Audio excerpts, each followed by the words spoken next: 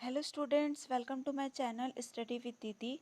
Today in this video we will learn class 12th chapter first the last lesson. ये इसका second part है. इसका first part हमने पिछले वीडियो में देख लिया है और ये इसका सेकंड पार्ट है. तो उस फर्स्ट पार्ट में हमने क्या पढ़ा था कि ये जो स्टोरी है last lesson which is written by Alphonse Daudet. ठीक है, ये कब ये स्टोरी सेट की गई है जब फ्रैंको प्रुशिया वॉर चल रही थी 1870 से 1871 तक. ठीक है, और जो फ्रांस था उसको डिफीट कर दिया था प्रुशिया ने. प्रुशिया मीन्स जर्मनी ने. ओके, तो किस प्रकार की वहाँ पे सिचुएशन हुई थी और फ्रांस में जो फ्रेंच लैंग्वेज थी उसको बैन कर दिया गया था. मतलब आगे से अब फ्रेंच लैंग्वेज वहाँ पे नहीं पढ़ाई जाएगी, अब जर्मन लैंग्वेज पढ़ाई जाएगी.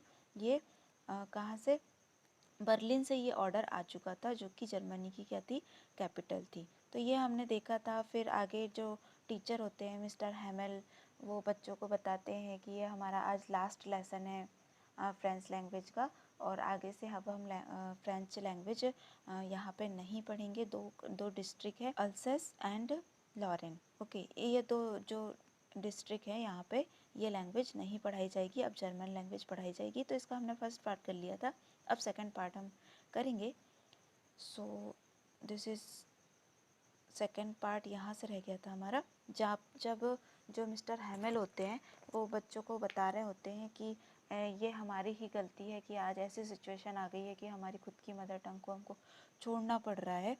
ठीक है, तो ये इसके लिए वो खुद को और बच्चों के पेरेंट्स को और बच्चों को भी जिम्मेदार मानते हैं, क्योंकि बच्चे लोग यही सोचते हैं कि हमारे पास बहुत टाइम है, हम कल सीख लेंगे, ऐसा कर कर के टालते रहते हैं. और आज ऐसी सिचुएशन आ गई है कि आज अंतिम दिन है उस लैंग्वेज को पढ़ने का, उस लैंग्वेज को सीखने का. फिर आगे क्या कहते हैं वो, then from one thing to another Mister Hamel went on to talk of French language. अब क्या होता है आगे, जो मिस्टर हैमेल हैं वो बच्चों को बता रहे हैं कि आज लास्ट दिन है, तो वो बोलते हैं कि फ्रेंच लैंग्वेज के बारे में बताते हैं. क्या कहते हैं वो, saying that it is the most beautiful language in the world. क्या बताते हैं वो कि जो दुनिया की जो सबसे मोस्ट ब्यूटीफुल जो लैंग्वेज है वो है फ्रेंच लैंग्वेज. ऐसा करके वो बोलते हैं. The clearest and most logical. Clearest मतलब साफ सुथरी और लॉजिकल मीन्स रीजनेबल, तर्कपूर्ण, तर्कयुक्त ये लैंग्वेज है. That we must guard it among us and never forget it. जिसको हमें क्या करना चाहिए, गार्ड करना मतलब सेव करना चाहिए. और क्या करना चाहिए, नेवर फॉरगेट, और कभी इसको भूलना नहीं चाहिए, क्योंकि ये बहुत ही अच्छी लैंग्वेज है. Because when a people are as long as they hold fast to their language, it is as if they had the key to their prison. तो क्यों हमको हमारी ये जो लैंग्वेज है इसको क्यों सेव करके रखना चाहिए, क्यों इसको भूलना नहीं चाहिए? क्योंकि जब भी पीपल आर इंस्लैब्ड, तो इंस्लैब की मीनिंग क्या है, मैड स्लैब या फिर दास बन जाना.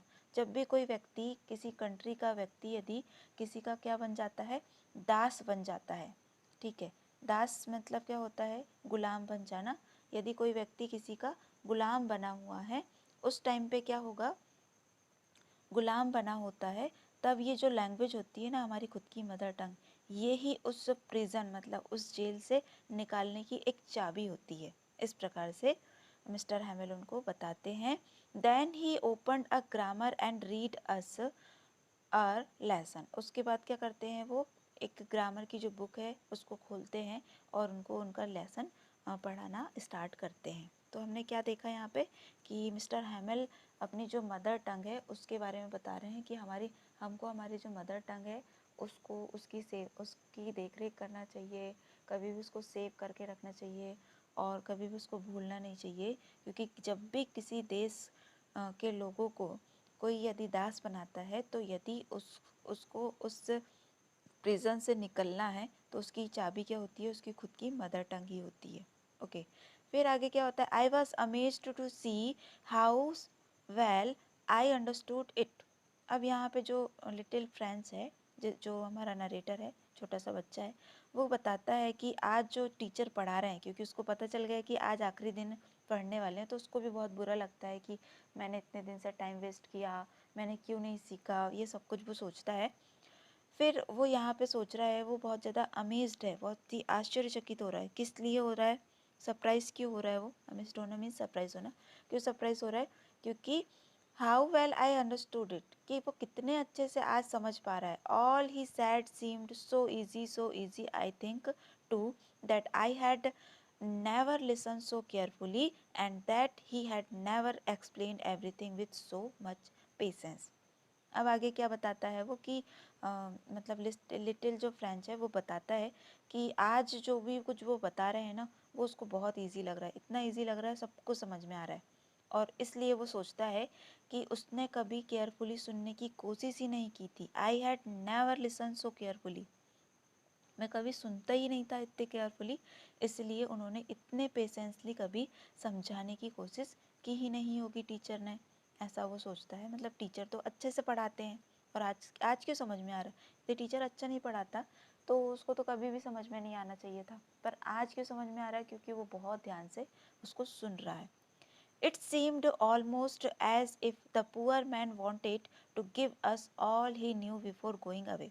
इसी के साथ साथ वो क्या क्या क्या दिख रहा है वहाँ पे कि जो पुअर मैन है, पुअर मैन किसके लिए यूज़ किया गया है? मिस्टर हैमिल जो टीचर है, वो जो बेचारे से जो टीचर हैं, जो कि आज आखिरी दिन पढ़ाने वाले हैं, जो कि बहुत ही सैड दिख रहे हैं वहाँ पे, वो क्या चाहते हैं? Wanted to give us all he knew before giving going away, कि वो जो भी चीज़ चाहते हैं ना फ्रेंच लैंग्वेज के बारे में, वो सब कुछ देना चाहते हैं टीचर बच्चों को, जितना उनको आता है सब कुछ वो चाहते हैं कि आज पूरा मैं बच्चों को बता दूं और उसके बाद फिर जाऊं। And to put it all into our head at one stroke. At one stroke मतलब एक बार में ही सब कुछ बता देना, ऑल एट वंस, ठीक है। तो वो चाहते हैं कि सब कुछ एक बार में ही, जितना कुछ उनको आता है वो सब बच्चों को आज पढ़ा करके ही जाए, जाने से पहले सब कुछ बता दे। After the grammar we had a lesson in writing. Grammar के बाद उनका क्या क्या लेसन था? राइटिंग का। That day Mr Hamel had new copies for us. उस दिन मिस्टर हैमिल जो थे, उन्होंने सभी बच्चों के लिए क्या लाया था? न्यू कॉपीज लाए थे। Written in a beautiful round hand, French Alsace French Alsace, ठीक है, जिसमें क्या लिखा हुआ था? फ्रेंच एल्सेस फ्रेंच एल्सेस, ठीक है। एक बहुत ही ब्यूटीफुल सी उन्होंने, एक नहीं सभी बच्चों के लिए अलग अलग एक नोटबुक उन्होंने लाया हुआ था जिसमें उनको लिखना था। Okay, they looked like little flags floating everywhere in the school room, hung from the road at the top of her desk, ठीक है। तो ये जो न्यू न्यू जो नोटबुक्स थी वो कैसे लग रही थी? उसको लिटिल फ्रेंच ने किससे कंपेयर किया है? लिटिल फ्लैग से। फ्लैग क्या होता है? किसी भी कंट्री का एक फ्लैग होता है ना, झंडा, ठीक है। तो वही ऐसा लग रहा है कि वो क्या है? फ्रांस का क्या है? झंडा है, और सभी सभी लोगों को उन्हें डिस्ट्रीब्यूट कर दिया है। तो ऐसा लग रहा है कि हर जगह स्कूल रूम में सभी के टेबल में क्या दिख रहा है? वो झंडे गड़े हुए हैं। किस किस चीज़ के? फ्रांस के झंडे, ठीक है। You ought to have seen how everyone sat to work and how quiet it was। मतलब वो बताना चाह रहा है कि सभी लोग क्या थे? एकदम तैयार थे, कोई भी काम करने के लिए सभी बच्चे तैयार थे। And how quiet it was, और कितने शांत थे सभी लोग। The only sound was the scratching of the pens over the paper. सभी लोग बहुत शांत थे और सिर्फ एक ही आवाज़ आ रही थी। कौन सी आवाज़ आ रही थी? स्क्रैचिंग। अब स्क्रैचिंग क्या होती है? Sound of pen making scratch और मेकिंग ओवर द पेपर, मतलब कि पेपर में लिखते, टेबल में, जैसे कि बहुत क्लास शांत है और टेबल में सभी लोग लिख रहे होते हैं, तो जो आवाज़ आती है ना, that is called scratching. Okay, तो सिर्फ वही आवाज़ आ रही थी, बाकी सभी लोग बहुत शांत थे। Once some beetles flew in but nobody paid an attention of them। अब beetles क्या है? beetle एक प्रकार का क्या है? इंसेक्ट है, छोटे छोटे से इंसेक्ट होते हैं। तो वो अचानक से क्या होते हैं? आ जाते हैं कहाँ पे? क्लासरूम में ही आ जाते हैं। But nobody paid any attention to them, पर कोई भी क्या करता है? उसके ऊपर अटेंशन ही नहीं देता, क्योंकि सभी लोग बहुत सीरियस हैं, सभी लोग अपने लिखने में लगे हुए हैं। मतलब कि क्या होता है, जैसे कि स्कूल रूम में कुछ बच्चे पढ़ रहे होते हैं और कोई इंसेक्ट आ जाए तो सभी लोग उसी की ओर देखने लगते हैं। बट यहाँ ऐसा कुछ नहीं था, सभी लोग बहुत सीरियस थे, सभी लोग अपने लिखने के काम में लगे हुए थे। Not even the littlest ones who worked right on tracing their fish hooks as if that was French too. No, even the littlest ones who worked right on tracing their fish hook. अब fish hook क्यों बताया है? fish hook क्या होता है? जो fish पकड़ने के लिए एक हुक होता है ना, जिसको रस्सी से पकड़ करके, रस्सी से बांध करके फिश को पकड़ा जाता है। तो उससे यदि हम खट खट खट खट की आवाज़ करें तो उससे भी आवाज़ आती है। तो इसी प्रकार से जो पिजन है वो छत के पर बैठे हुए हैं और अपने जो क्लॉज है, क्लॉज क्या होता है, उनके पंजे जो उससे खटपट की आवाज़ कर रहे हैं, उसकी आवाज़ आ रही है। और सिर्फ बच्चे जो स्क्रैचिंग कर रहे हैं, लिख रहे हैं, उसकी आवाज़ आ रही है, बाकी सभी कुछ शांत है। तो यहाँ देखो कितनी बड़ी बात है, जो पिजन्स है उसकी कंपैरिजन अब यहाँ किससे की गई है ये देखेंगे हम। देखो ज़रा, as if that was French too. ऐसा लग रहा था कि जो पिजन्स जो छत के ऊपर बैठ करके आवाज़ें कर रहे थे ना, वो कैसे किससे कर रहे थे? फ्रेंच लैंग्वेज में ही कर रहे थे। जैसे कि बच्चे फ्रेंच लैंग्वेज में लिख रहे हैं ना, लास्ट लेसन उनका लास्ट टाइम पढ़ रहे हैं, उसी प्रकार से ऐसा लग रहा है कि छत पर बैठ करके जो पिजन्स पक्षी हैं वो भी फ्रेंच लैंग्वेज में कुछ बोल रहे हैं, कुछ बता रहे हैं, कुछ लिख रहे हैं, इस टाइप से। ठीक है। On the roof the pigeons cooed very low, and I thought to myself, will they make them sing in German, even the pigeons? अब देखो क्या बता रहा है, ऑन द रूफ, छत पर। ठीक है, मैंने पहले ही बता दिया है यहाँ पे, है ना, कि छत पर जो पिजन्स पक्षी हैं वो कूट कूट कूट क्या होता है, उनकी खुद की जो कोइंग की आवाज़ निकालते हैं ना वो लोग, पिजन्स लोग, तो वो आवाज़ कर रहे हैं, गाना गा रहे हैं मतलब। तो अब यहाँ पे ये खुद सोच रहा है, कौन? लिटिल फ्रेंच सोच रहा है कि will they make them sing in German.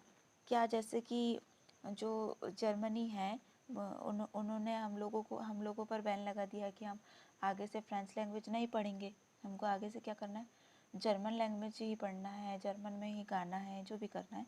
तो क्या हमारे साथ साथ इन पिजन वर्ड्स को भी बैन कर दिया जाएगा कि आगे से तुम लोग फ्रेंच लैंग्वेज में नहीं गाओगे, जर्मन लैंग्वेज में गाओगे? ऐसे कैसे होगा? ठीक है, ये वो सोचने लगता है। पर I looked up from my writing, I saw Mr Hamel sitting motionless in his chair and gazing first at one thing. जब वो लिख रहा होता है, लिटिल जो फ्रेंच है हमारा, वो लिख रहा होता है, उस टाइम पे वो देखता है कि जो मिस्टर है सिटिंग मोशनलेस मतलब एकदम शांत भाव में, है ना, अनमूव्ड, कुछ भी मूवमेंट नहीं कर रहे हैं, वो बहुत ही शांत भाव में अपनी चेयर में बैठे हुए हैं। एंड गेजिंग की मीनिंग क्या होती है? लुकिंग इंटेंटली, मतलब कि घूर घूर करके देखना। तो घूर घूर करके देख रहे होते हैं वो। Then at another, as if he wanted to fix in his mind just how everything looked in that little school room. Fixed in mind की क्या मतलब क्या होता है? Imprinted, अंकित करना चाहता था। ठीक है, मतलब वो घूर घूर करके तो देख रहे हैं, पर क्या क्या अंकित करना चाह रहे हैं वो? कि फैंसी की मीनिंग क्या होती है यहाँ पे? इमेजिन करना, कि जरा सोचो। ठीक है, क्या सोचना आप? For 40 years he had been there in the same place, कि लगभग 40 साल से वो क्या कर रहे हैं? एक ही जगह में रह रहे थे, एक ही जगह में पढ़ा रहे थे mister हैमिल, with his garden outside the window, और वहाँ पे उनका क्या था? ब्यूटीफुल सा गार्डन भी था। And his class in front of him, और उनकी जो क्लास है जो कि उनके सामने ही बैठी है। लगभग 40 साल से ये काम वो कर रहे हैं, और आज उनको ये सब कुछ छोड़ना है, ये सब कुछ उनको क्लोज करना है, बंद करना है। तो इसी के बारे में वो सोच रहे होते हैं।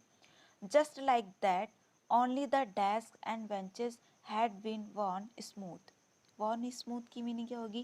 कि स्मूथ मतलब होता है सॉफ्ट एंड लेवल्ड, मतलब चिकनी और एक सार हो जाना, और worn मीन घिस गई हो जो।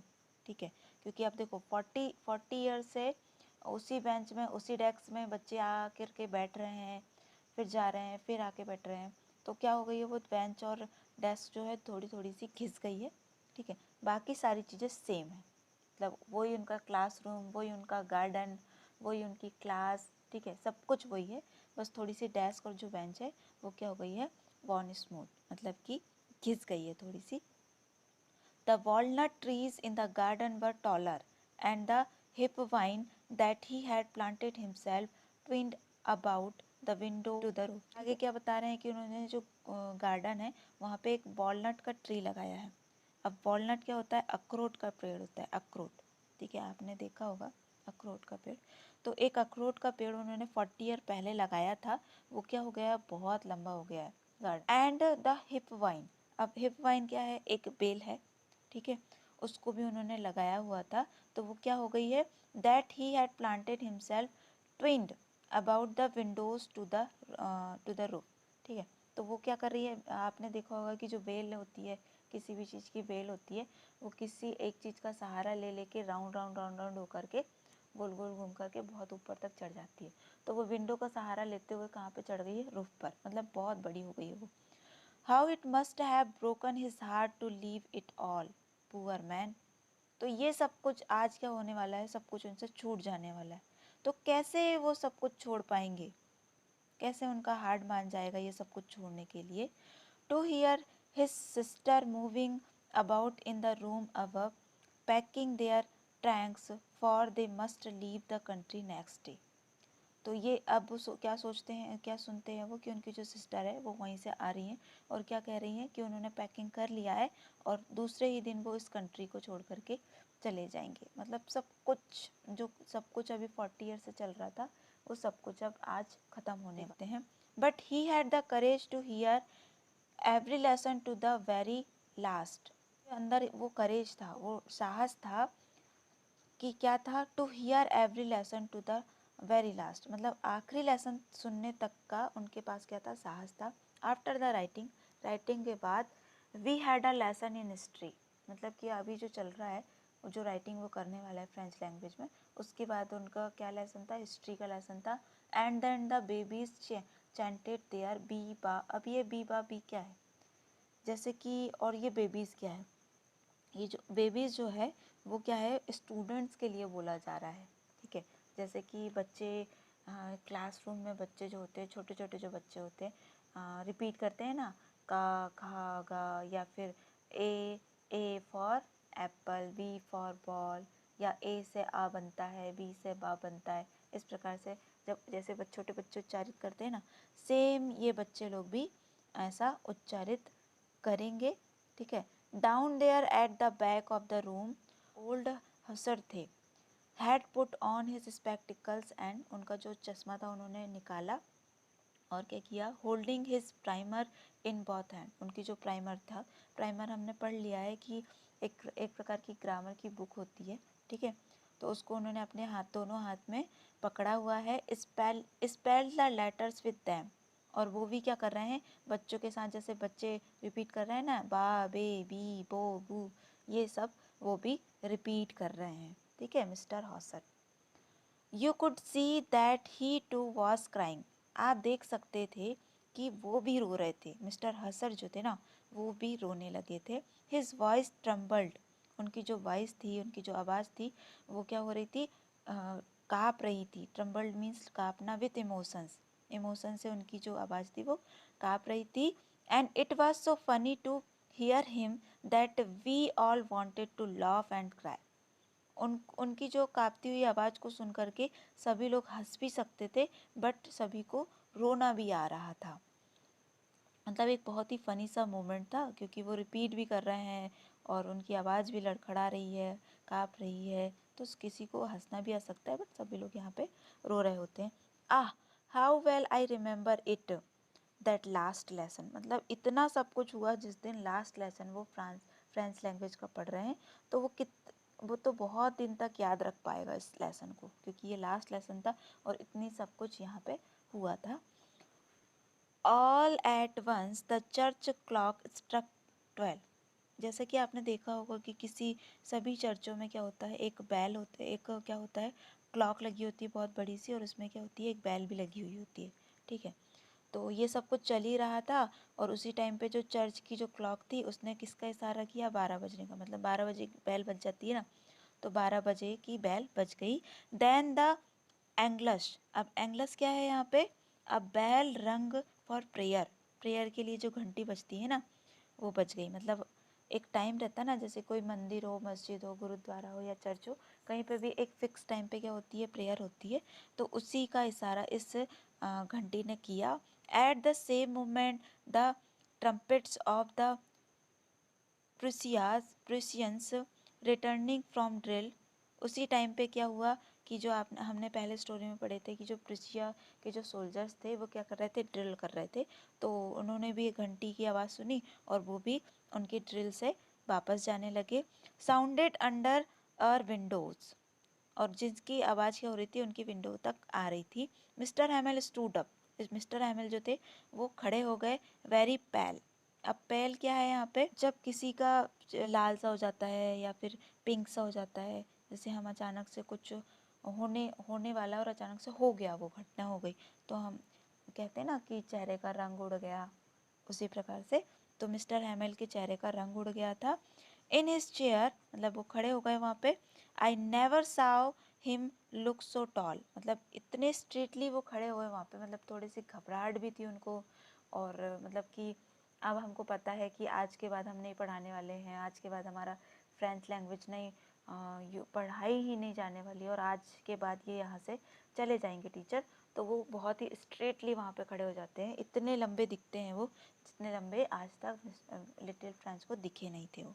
ठीक है, अब आगे क्या कहते हैं वो देखिए। My friends he said, Mr Hamel जो है वो खड़े हो जाते हैं, उनका चेहरे का रंग उड़ा हुआ है ना, और वो क्या कह रहे हैं, मेरे दोस्तों, माई फ्रेंड्स, आई, इस प्रकार से। ठीक है, but something choked him, he could not go on, पर किसी चीज़ ने उनको रोक लिया, मतलब उनको घबराहट भी हुई या बहुत ही क्या फील कर रहे हैं, ब्लॉक्ड द थॉट, मतलब कि उनकी जो जुबान थी वो क्या थी, रुक गई, मतलब वो बहुत ही इमोशनल हो गए हैं और कुछ बोल नहीं पा रहे हैं, इस कारण से वो कुछ बोल नहीं पाए। ठीक है, बस आई करके छोड़ दिया उन्होंने। Then he turn to the blackboard, उसके बाद क्या हुआ, वो ब्लैक बोर्ड की ओर गए। टुक अ पीस ऑफ चॉक, और उसके बाद चॉक का एक छोटा सा पीस उठाया। And bearing on with all his might he wrote as large as he could, या बोल तो नहीं पा रहे हैं वो, तो वो ब्लैक बोर्ड की ओर मुड़े और उन्होंने एक चॉक का छोटा सा टुकड़ा उठाया और क्या किया, ब्लैक बोर्ड की ओर वो लिखने लगे। जितने बड़े वर्ड से वो लिख सकते थे उतने बड़े वर्ड से उन्होंने लिखा। विला फ्रांस, विबला फ्रांस की मीनिंग क्या होती है, लॉन्ग लिव फ्रांस, मतलब फ्रांस जो है अमर रहे। विबला फ्रांस की मीनिंग क्या है, लॉन्ग लिव फ्रांस। तो उन्होंने बहुत ही बड़े बड़े वर्ड्स में ये वर्ड्स, अंतिम वर्ड्स वहाँ पे लिखे हुए थे। हिंट की मीनिंग क्या होती है, बैंड, झुकाया, और गेस्चर की मीनिंग क्या होती है, मूवमेंट या साइन। ठीक है, जैसे कि कोई हाथ हिला करके कोई संकेत दे देता ना, मूवमेंट वो मतलब साइन देता है कि ऐसा करो वैसा करो, उसी प्रकार से।